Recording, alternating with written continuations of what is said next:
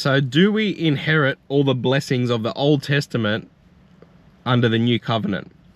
So Deuteronomy chapter 28, right? Under the Old Testament, under the law that was given by God through Moses, it lists all the blessings for obedience. So, you know, if the children of Israel were careful to obey all the commandments of God, then they would inherit all these blessings. And, you know, it included, you know, health, wealth, prosperity, abundance, joy, peace, protection. You know, every good thing you could think of was included in these blessings, right? And then in the rest of the chapter, it talks about the curses for disobedience. And it says, however, if you don't obey all the commandments of God, these are all the curses that are going to come upon you.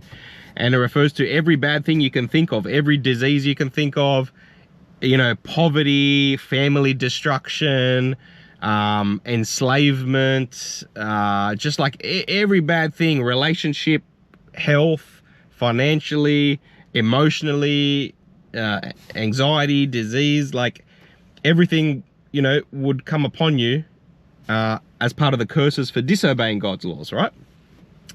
But how is that linked to us today under the New Covenant? So look, a lot of Christians think that it's got no relevance to us, that covenant is old, it's done and dusted. We don't inherit those blessings or those curses or anything like that. But I don't think that's true. I don't think that's right. And I'm still on a journey with discovering this myself. And you know, I'm happy to be, you know, proven wrong. But this is just, I guess, what I've experienced in my walk with God, and I've started to see some of these things bear fruit in my life. And I believe there's scripture evidence too as well. So I'm going to read some Bible verses now and talk about them. So the reason why I think it's still relevant to us today is because, firstly, in Galatians, Paul writes that Jesus redeemed us from the curse of the law.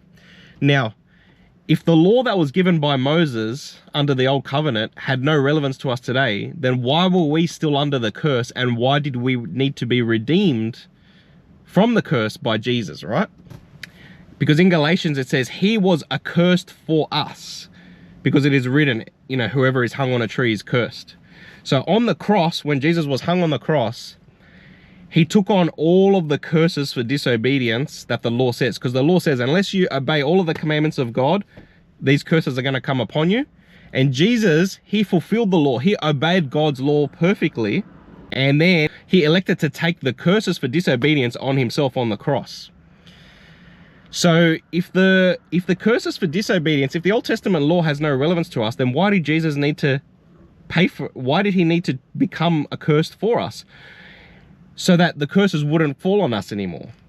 So therefore, if he took the curses for us, that, you know, our breaking God's commandments, the punishment and the curses don't fall on us anymore because Jesus took them for us, well, doesn't that mean that the blessings for obeying God's law also come to us because of what Jesus did? Well, let's see. In Romans chapter 8, it says, God has done what the law, weakened by the flesh, could not do. So in other words, us human beings, you know, pre-being born again, filled with God's Spirit, like we could not live up to God's standards, right? Because we're weakened by the flesh. It says he sent his son in the likeness of sinful flesh and condemned sin in the flesh, in order that the righteous requirement of the law might be fulfilled in us, who walk not according to the flesh, but according to the Spirit. So it says, by what Jesus did for us, it fulfills the righteous requirement of the law in us. So therefore, and it's talking about the Old Covenant law there.